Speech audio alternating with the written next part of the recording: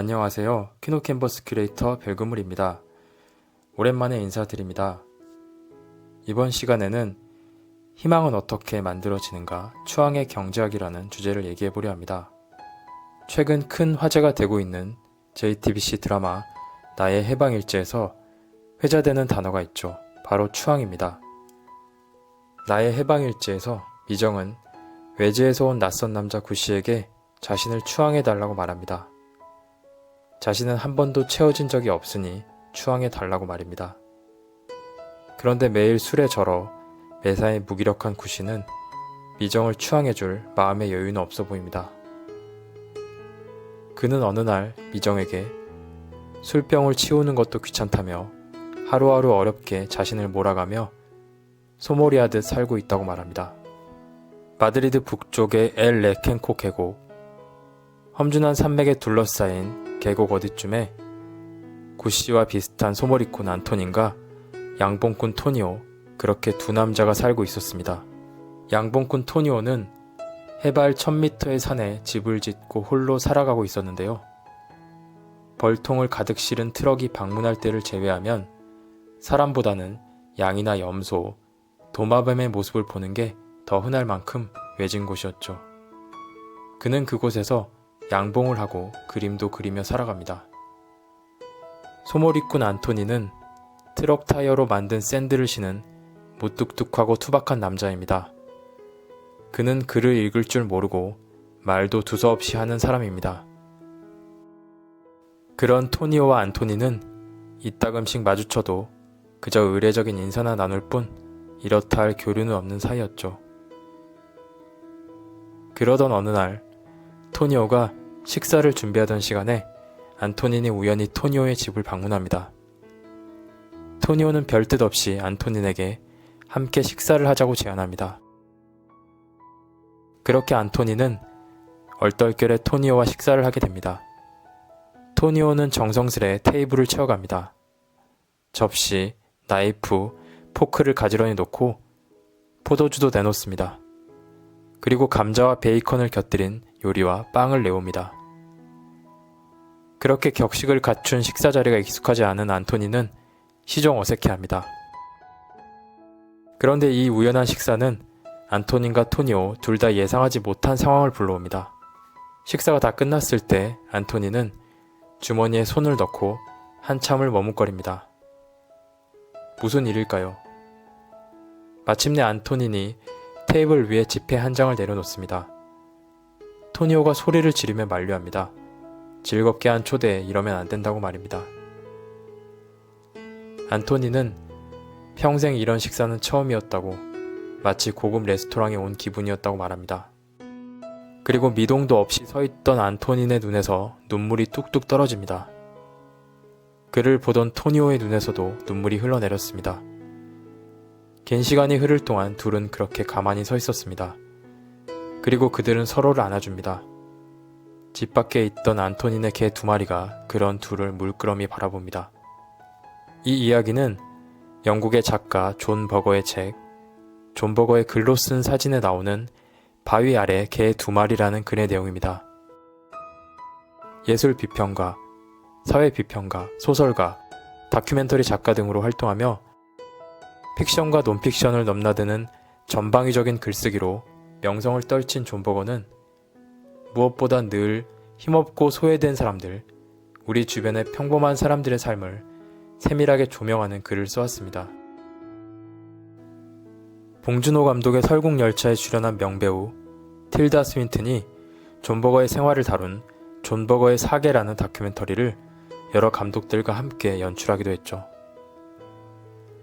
2017년 90세의 나이로 세상을 떠난 존 버거는 오래전부터 알프스산 인근의 프랑스 시골 마을에 자리를 잡고 글을 쓰고 농사를 지으며 여생을 보냈습니다.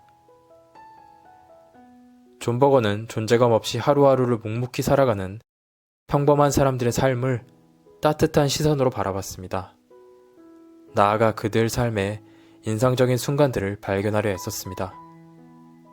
안토닌과 토니오 역시 존 버거가 만난 사람들입니다. 존 버거의 이야기를 소개해드린 것은 희망은 어떻게 만들어지는가라는 주제와 관련해서 이 이야기가 시사하는 바가 많다고 생각했기 때문입니다. 제가 희망에 대해 얘기하고 싶은 이유는 요즘 우리 사회에서 희망을 찾는 것이 힘들다고 느끼기 때문입니다. 과거에 비해 물질적으로는 매우 풍요로워졌지만 갈수록 경쟁은 심해지고 온갖 사회적 갈등으로 증오와 혐오가 팽배한 사회가 돼가는 것 같습니다. 영화로 치면 우리 사회가 로맨스나 코미디, 휴먼 드라마가 아닌 스릴러, 누아르, 디스토피아 장르처럼 돼가는 것 같습니다. 그래서 저 개인이나 혹은 사회적으로 어디서 어떻게 희망을 찾아야 하는지 절박하게 묻게 되는데요. 외롭고 퍽퍽한 일상을 살아가던 두 남자, 토니오와 안토닌에게 우연히 싹튼 작은 희망, 이 희망이 어디서 온 건지 생각해 보려 합니다. 존 버거는 안토닌이 토니오의 방 문턱을 넘자 그 둘에게 전혀 예기치 않은 일이 일어났다고 말합니다. 그는 토니오의 방은 안토닌이 이제껏 경험하지 못한 색다른 세계였다고 얘기합니다. 우리는 이 대목에서 환대에 관해 생각해 볼 수 있습니다. 환대란 바로 나의 문턱을 기꺼이 낮추어 타인을 드리고 그에게 새로운 세계를 보여주는 일입니다. 환대란 두 가지 요건을 필요로 합니다. 먼저 마음을 열고 호의를 베풀 것, 그리고 내가 할 수 있는 한 최선의 것을 상대에게 줄 것. 이때 최선의 것이란 양이나 질의 차원이 아니라 상대에게 무언가를 주고자 하는 정성스런 태도를 일컫습니다. 일반적인 경제학적 원리에 따르면 개인은 등가 교환이나 더 많은 이익을 지향합니다. 준 만큼 받고 받은 만큼 주거나 준 것 이상으로 받고 받은 것 이하로 주려 한다는 거죠. 하지만 토니오는 단순히 준 만큼 받지 않은 게 아니라 최선의 것을 주었고 아예 받지 않았습니다. 그 환대에 어떤 행동을 해야 할지 몰랐던 안토니는 돈을 건넵니다. 하지만 토니오는 애초에 어떤 대가를 바라고 한 행동이 아니기 때문에 이 거래는 성사되지 않습니다. 물론 혹자는 말할 겁니다. 결국 즉각적인 등가 교환은 이뤄지지 않더라도 토니오의 호의는 안토닌에게 갚아야 할 마음의 빚으로 남는다고. 이는 안토닌에게 부담감이나 압력으로 작용할 수 있고 결국은 등가 교환과 비슷한 성격의 거래로 이어질 거라고 말입니다. 물론 그럴 수도 있습니다. 인류학자인 마르셀 모스는 징여론에서 원시 사회의 선물 주고받기가 공동체의 결속을 도모하는 기능을 담당했다고 말합니다. 하지만 그것은 더 많은 걸 준 사람이 더 큰 힘을 가지게 되는 일종의 권력 경쟁이었다고 얘기합니다.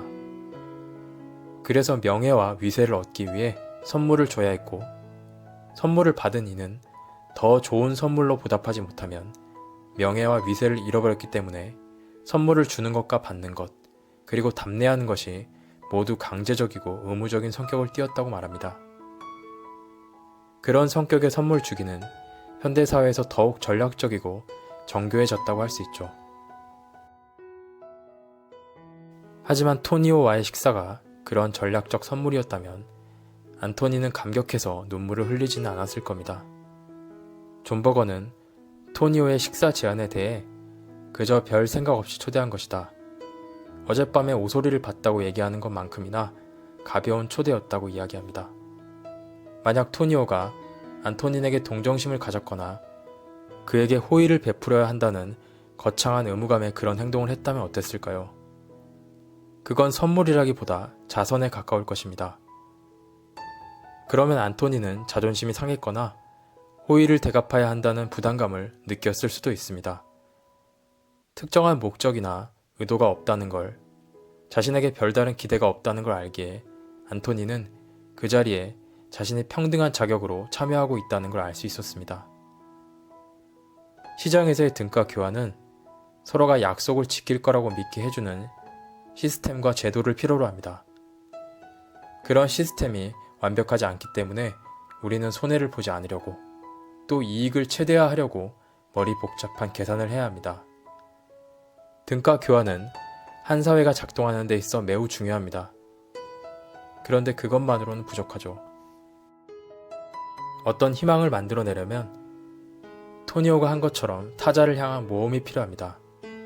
서로에 대한 신뢰나 약속을 지킬 거라는 믿음이 없는 상황에서도 낯선 타자를 먼저 환대하는 것. 상호 간에 신뢰의 연세를 형성하려면 그런 무모한 시작이 필요합니다. 그러면 투박한 소몰이꾼 안토닌이 눈물을 보인 것처럼 우리가 저 사람은 저런 사람이야 하고 섣불리 판단했던 사람도 의외의 면모를 보여줄지도 모릅니다. 이는 나의 해방일지의 미정의 추앙과 비슷합니다.